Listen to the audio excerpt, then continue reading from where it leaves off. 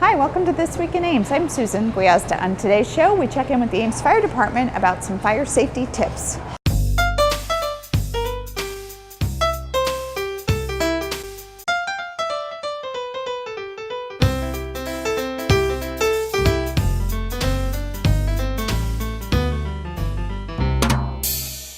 My guest today is firefighter Brad Jerkins. Brad, welcome to the show. Thank you.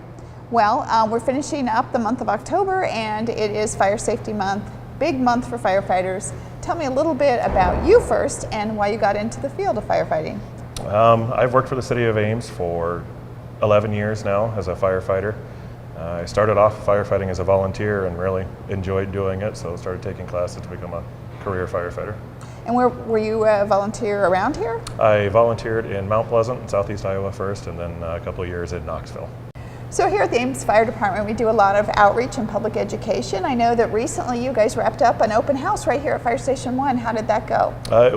It went really well. It was the first time we've ever had an open house for the public here at the fire station, and we had a really good turnout. We met a lot of people. I know it was very popular for all ages. People love to see the equipment and machinery that you have here, and also to learn more about firefighting. Yeah, we enjoy it too. We're a bunch of big kids with neat toys we like to show off. So maybe that might become an event you do more often. I think we're looking at continuing it for next year, Fire Prevention Week. That's great. Another thing I know that the fire department's great doing is partnering with the schools to go into the elementary schools and really work with kids at a kind of an impressionable age about fire safety. Yeah, we every Fire Prevention Week, me and firefighter Jess Bappy go and speak with all the elementary schools, kindergarten through 5th grade, and give presentations and fire safety speeches to all the kids. Now, I know that has a huge impact on children because my own kids have come back and talked about the things that they've learned to stop, drop, and roll, not to be afraid when you see a firefighter, how to get out, not to go back for a pet is what I had heard recently. Yeah, we like to stress that one because everybody worries about their pets, and we like to let kids know that they're important. They're the most important thing that needs to get out first. So when you talk with that age group, do you feel like you really are making a difference? It's nice to hear parents, and especially at the open house, people come up and tell me that they had to practice their escape drills at home because their children came home and told them that we have to go out, we have to practice today. So that's always nice to hear. You have to have your meeting place. Have to have your special meeting place. Yeah, so it's amazing, and it's good to go back year after year to reinforce that message. Yes, I've been doing it now since I joined the department and really enjoy doing it. One of the other things I think is so much fun is that there is a coloring contest, and the winners of that coloring contest get a special prize. Yes, they get the winner of the 2nd grade coloring contest get a ride to school in a fire truck. We take one of our trucks to their house, pick them up, and give them a ride to school, and their class is usually out waiting for them, and we hit the lights and sirens. Which is really a fun incentive for kids. They seem to enjoy it. So one of the other things we were going to talk about is as the days get cooler, people are spending more time inside, we have the holidays coming up. What are some kind of dangerous behaviors that you see about this time of year that you would really like people to think twice about? This time of year we're getting a lot more candle use, fireplaces, safe use of candles and matches and lighters, anything you use to start your fireplace or your candles. I want to make sure those are put away. Out of reach of the children. Candles are extinguished before you go to bed. And fireplaces, make sure they're checked by a certified technician, make sure they're clean and used properly. Do you worry about space heaters or weird ways of people heating their homes? Yes, space heaters are better now than they have been in the past. There's a lot more safety features built into space heaters, anti-tip over and things like that. But they're definitely a problem. People use unorthodox methods of heating rooms.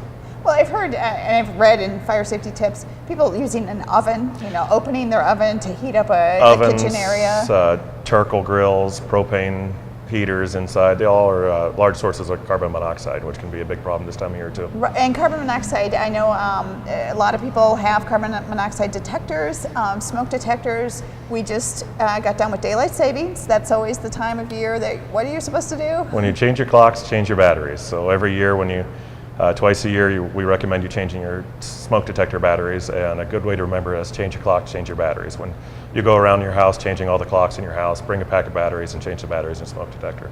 So this is something I didn't realize until recently. My house is about 20 years old. that I should actually be changing out the smoke detector?